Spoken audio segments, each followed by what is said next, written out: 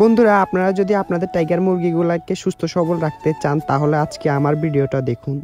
তো hello everyone, আসসালামু আলাইকুম। আশা করি সকলে ভালো আছেন। তো আজকে আবার একটা ভিডিওতে স্বাগতম। তো আজকে ভিডিওটা হচ্ছে টাইগার মুরগি নিয়ে। টাইগার মুরগির রোগ প্রতিরোধ ক্ষমতা কিভাবে বৃদ্ধি করবেন এবং কি মুরগিগুলোকে ভালোভাবে সুস্থ সবল রাখবেন, তাহলে আজকে ভিডিওটা পুরোপুরি দেখুন। তো দেখতে পাচ্ছেন আমার মুরগিগুলো বাইরে ছেড়ে দেওয়ার কারণ হচ্ছে যে আমার খামারের ভিতর দিয়ে আমি একটা জায়গা করে বাইরে মুরগিগুলো ছেড়ে দিয়েছি। কারণ ছেড়ে দেওয়ার কারণে ওরা বাইরে এসে ওইখান থেকে মাটি এবং কি রোদ পোয়াইতে পারতেছে, এই কারণে তাদের রোগ প্রতিরোধ ক্ষমতা বৃদ্ধি পাচ্ছে।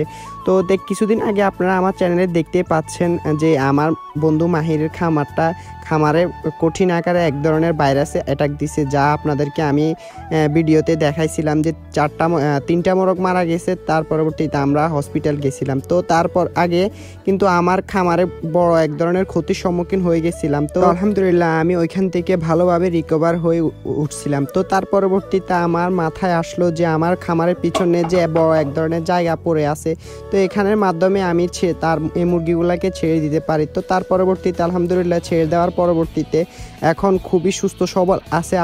আপনাদের যদি মুরগি থাকে তাহলে আপনারা এভাবে ছেড়ে দেখবেন। এবং কি আরেকটা বেনিফিট পেতে পারেন, সেটা হচ্ছে আপনার লিটার কম লাগবে। যেমন বলি আপনাদেরকে, আমি এই জায়গায় সারাদিন ভরে আমি আমার মুরগিগুলোকে ছেড়ে রাখি। তো তারা এখানে টয়লেট করার পরবর্তীতে তারা রাত হয়ে গেলে ওরা লিটারে চলে যায়। তো লিটারে চলে যাওয়ার পরবর্তীতে ওই লিটারটাতে শুধুমাত্র রাত্রের সময় ওরা টয়লেট করে। তো সারাদিন ভরে এখানে থাকে এবং কি এই লিটারটা মাটিতে তারা টয়লেট করে এবং কি মানে যাবতীয় সময় ওরা এখানেই থাকে। তো এখানে থাকার পরবর্তীতে আমার লিটারটা খুবই ভালো থাকে, আমার লিটার খরচও খুবই কম লাগে। আর আপনারা সকলে জানেন যে আমি একটা লিটার দিয়ে এখন পর্যন্ত মুরগিগুলা লালন পালন করে আসছি।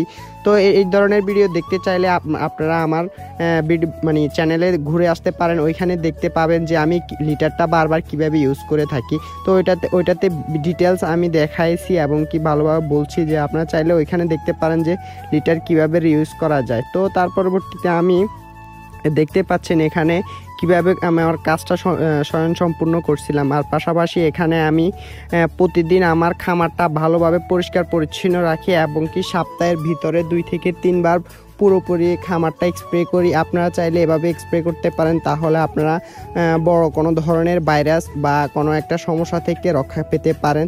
তো এখানে হালকা পাতলা আমি দিয়ে রাখছি, দেখতে পাচ্ছেন যে লিটারগুলো আমি রৌদ্রে দিয়ে রাখছি। তো এটা আমি লিটারটা সর্বোচ্চ আমি 8 থেকে 10 দিন রাখার পরবর্তীতে এটা আমি উঠাই ফেলার কারণ হচ্ছে বেশি রাখলে লিটারটা চাকচাক হয়ে যাবে, তাহলে এটা আমরা আবার পরবর্তীতে ইউজ করতে পারবো না।